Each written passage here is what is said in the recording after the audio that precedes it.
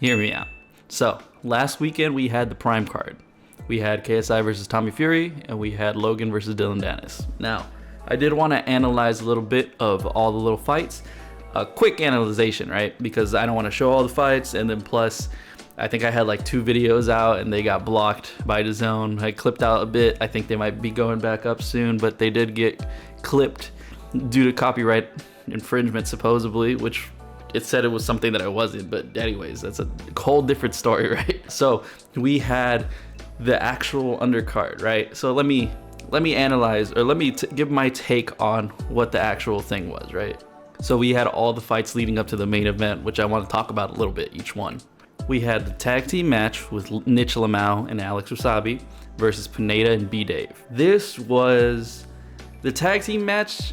Kind of grew on me a little bit. At first I didn't know how it was gonna work. I didn't like how it worked, but it is kind of entertaining. The thing that people don't recognize about this influencer boxing and what it actually is like, you're not gonna see the skill level that you do with boxers, right? This is the whole emphasis on the thing. The main point of influencer boxing is that the smack talk, the videos leading up to it, like people actually saying stuff beforehand on their personal channels, is what builds up the fight, because everybody wants to see a beef kind of blown out. This is what makes influencer boxing entertaining. The fighting, yes, some of them might not be the best. Some of them might not actually know the skill. This might actually end up being just a scrap fest. But, you know, we have high hopes for them because everybody can learn the skill. Maybe not at the level that it is, but regardless, we'll talk about that when we get to the main events. This fight was actually super entertaining. The back and forth, the end result being a draw, was actually really cool. I think Alex dropped Pineda and then B-Dave dropped Alex. It was entertaining. It was actually entertaining. The skill from both sides, seeing how both of them have improved. But I do remember Alex fighting. He does seem like he's improved. His technique is very nice. Pineda, a little bit, I'm iffy on Pineda. His skill seemed a little bit sloppy here and there, but I mean, he dropped, no, he didn't drop anybody, did he? I'm in my head. But B-Dave, he's also improved over the time, got to get that little scrap. It was nice to see them actually improve upon themselves. Amazing. It was cool to see it kind of come to a thing. I believe all these fighters that were in that card could hold their own in their own fight, the singular fight. So I do think tag team matching is one of those things that opens up the possibility to take on their own opponent. Regardless, congrats to all those fighters in that card. Y'all did great. Now we have Whindersson Nunes versus my mate Nate. The fighting technique that Nate has against Nunes was actually really impressive. I'm always been impressed by my mate Nate. He is one of those that is, I mean, we've seen it rarely in the actual competitive sports, right? The UFC and boxing, where you have someone that's actually super, super nice and they can beat the hell out of you, right? It's always entertaining to see. It is always a cool thing. So seeing that happen, and he did dominate a good chunk of that fight. I'm pretty sure he won. I don't remember the result of that one. I think he won by majority decision. It was still, I mean, amazing performance by both fighters. Always, anybody that has the cojones to get into the ring is worth it, right? It's worth to watch. I always say, regardless of all the banter and stuff that people are putting online, it was a decent fight. Now, after talking about decent fights, King Kenny versus Anthony Taylor. Now this is a controversial one because Anthony Taylor won this one, and the way he won it isn't everybody's favorite thing, right? Again, it's influencer boxing or fighting. People are gonna do what they have to do for the win, right? Regardless, boxing is a sport where points matter. That is what boxing is. I know the phrase, or how I've said it before, right? People talk about Floyd Mayweather is one of the best to ever do it, right? Boxing. I would say he is one of the best boxers in the world, but I would not say he's one of the best fighters out there. Mayweather plays for points, right? So he plays for points. There's people like Sugar Ray Leonard, right? There's people, Mike Tyson back in the day. There's Muhammad Ali. There's all these great fighters that played or are great fighters themselves. They were great at fighting, but there's people that play for points. I think Mayweather is one of those people. He's good at fighting, but he's not the best out of it. I wouldn't consider him one of the best fighters. His record says otherwise, but again, points. That's where I'm trying to get at. I'm going on a rant. So points being King Kenny couldn't do anything about Anthony Taylor coming in hot every single round. Every round, you could tell, every single time Anthony Taylor loads up, he's gonna come rushing in, get close in range, grab, and then as soon as ref gets go back, reset, right? We saw it a little bit on the main card. Again, we're gonna get into that in a bit, but it was always a constant rush, right? Like he's gonna rush in again and grab. He's gonna rush in and grab. He's gonna rush in and grab. Keep him at a jab, step to the side, do a cross. Like there's options there that I think when Kenny's overstimulated, he just doesn't act upon them. And I feel like he was all this constant attack. I mean, we saw Anthony Taylor rush out within seconds of the fight, right? So this whole thing of his method on how he wins, it's counterable, but we haven't seen it happen. People were very annoyed with Anthony Taylor because of how he fights. I get it. I kind of get it, but it is what it is, right? Like, he got the win. He got the result he wanted. You can't really blame him for doing what he did. It's the fight's the fight, right? You gotta be, if you're good enough, you'll counter it. You'll be able to get out of the way, right? It's like when you play soccer or something with your little cousin, little kid, right? And then they're rushing you constantly and throwing their leg in, and let's say they constantly take the ball away and you're supposedly like really good. That's your fault for not being able to get it out of the way. Like, you should be able to maneuver it out of the way so they can't grab it at any point in time. If they just bull rush you, you should know what to do. But again, it wasn't the best fight to watch, but regardless, again, congrats to the fighters. It kind of entertaining to see the buildup. Now, for, I believe, my fight of the night, Dean versus Waleed. Waleed came out swinging, of course. Dean is known for his patience in how he actually interacts, and he also kind of waits for that counter punch to come in. Waleed was getting caught. I think he got caught early on, or not early on, but somewhere around round 3 he got caught. I believe Dean also pulled his shoulder out of place. I think that's what it was. He stopped throwing one of his hands somewhere throughout the fight. He pulled the shoulder out of place, and then I think after I saw on the Instagrams or whatever, I'll put it up if I can find it, that he has a swollen hand right now.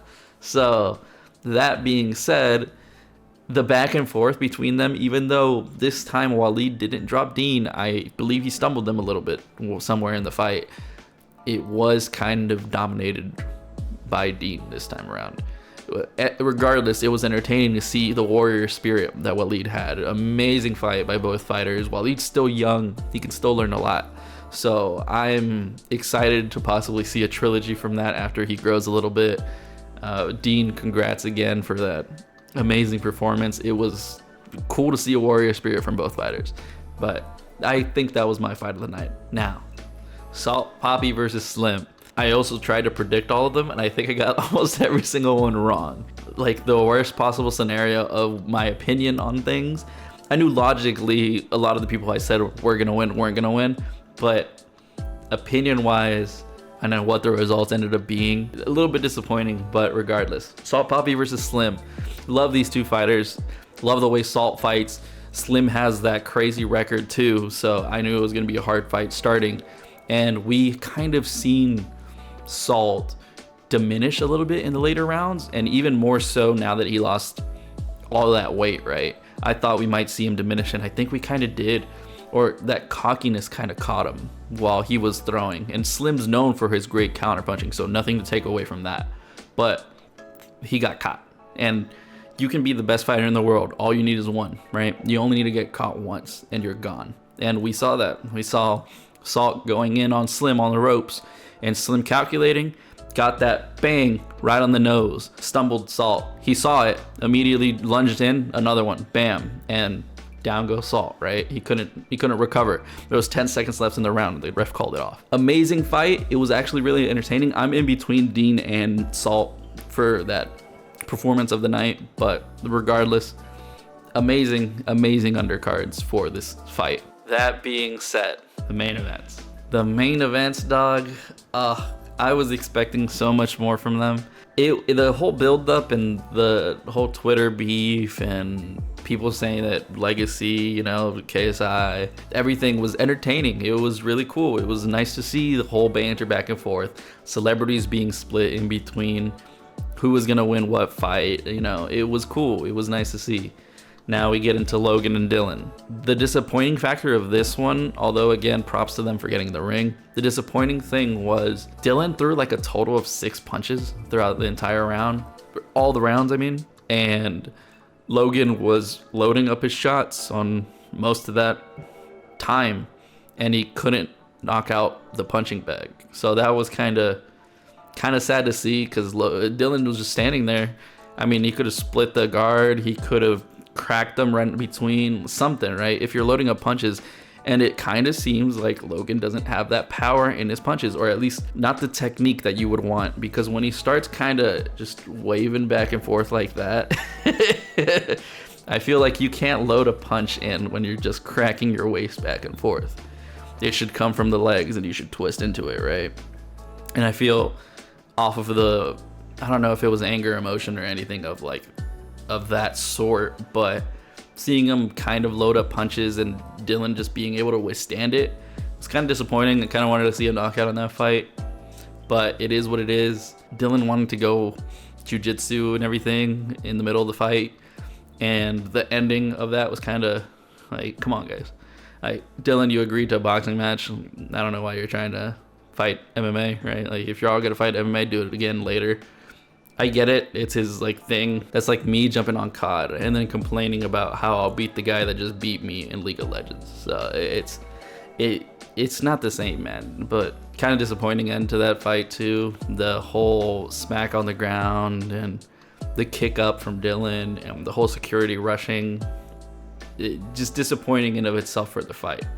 Now we get into the main event, which I was excited for. Again, I had my biases towards this, but I stated my biases. I said that they were separate from my logical ones. I didn't want to do an actual analysis on who I thought would actually win, because it would go against a lot of my opinion wise. But maybe next time that an influencer happens, or maybe like the MMA event that's happening soon, I'll analyze who I actually think is going to win, not off of my thoughts. Now, into the KSI and Tommy fight. I saw the game plans coming into both of them. So KSI's kind of thing was to neutralize Tommy's jab, which is one of Tommy's best instruments. I mean, we saw it against Jake Paul. He couldn't get past that jab. A few times I think he landed overhand right over and over and over again, and he got a cross in from the left over and over and over again. That being said, the way that KSI fights and boxes, I know got a lot of repercussions and negative thoughts online. It's not the best. I mean, it's kind of like a karate / MMA stance, right? It's not a traditional boxing stance, and it's kind of strange to see in the press and in his own videos and stuff. I know KSI was saying he wasn't going to box him, he was going to fight him. Because in a boxing match, obviously, Tommy would win. Tommy's more technical. He's been doing it for a while. He's been doing it since he's like 6. So I get he was wanting to scrap. That being said, the hugging that was going on in this match was so disappointing, man. Like, we want to see y'all scrap. Like, if y'all are gonna scrap, right? Like, go in, start throwing hands. But there was just a lot of hugging. There was a lot of work being done in the clinch, don't get me wrong, but there was a lot of hugging. A lot. I don't know how many. I haven't counted. I haven't gone back to actually watch it to see. And then again, the emotions and what everybody thought, at least at the end of the match, was KSI won it, right? Mathematically, he would have won. But I think he won round 1 by a mile, right? Round 1 was definitely KSI's. Round 2 is the iffy one, and the one that's the deciding factor. Because if it was scored 10-8 because they took a point off of Tommy for hitting the back of the head, then it would be a draw for KSI. But I think the judges scored it 9-9, so they put Tommy to win the round and they took the point away. So that would make the total, and I think Tommy probably won all the other rounds because KSI slowed down a lot from the actual punching, which I think if his plan was to clinch and kind of work the inside of Tommy to take away his jab, I think he should have scrapped with him for 3 rounds. I think that's what the game plan should have been. Scrap with him for 3 rounds, just go in hard every single time, and then for the last 3, grab.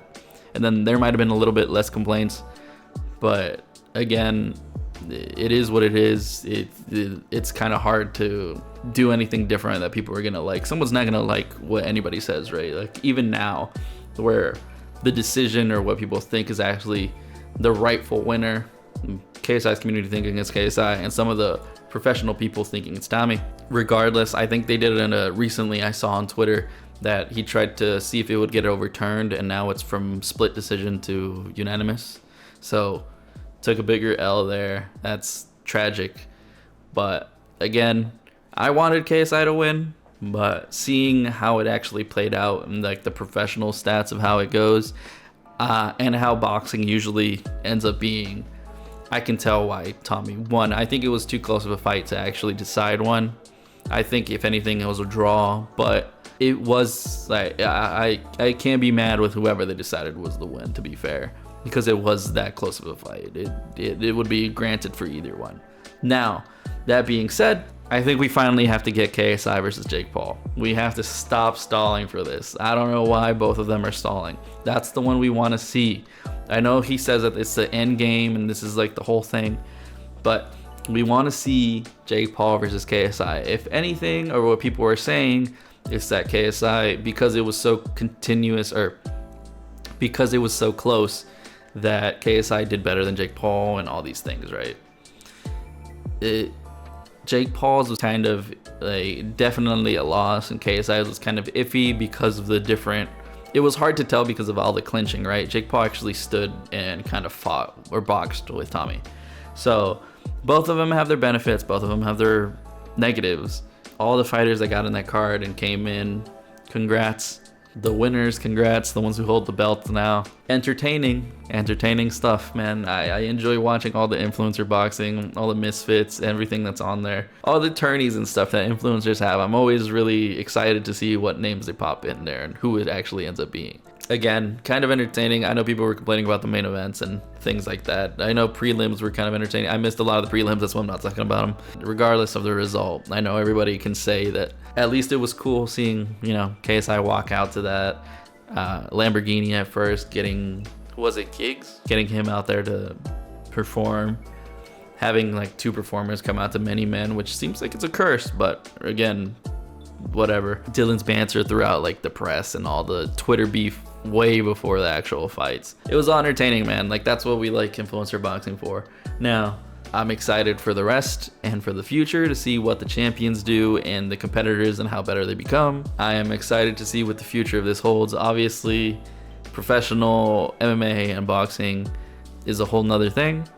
And if anything, this showed how closely and how not far off some of the influencers are to being near that like amateur level of pro/professional boxing, right? Whatever. This kind of showed how closely they are to the other sport.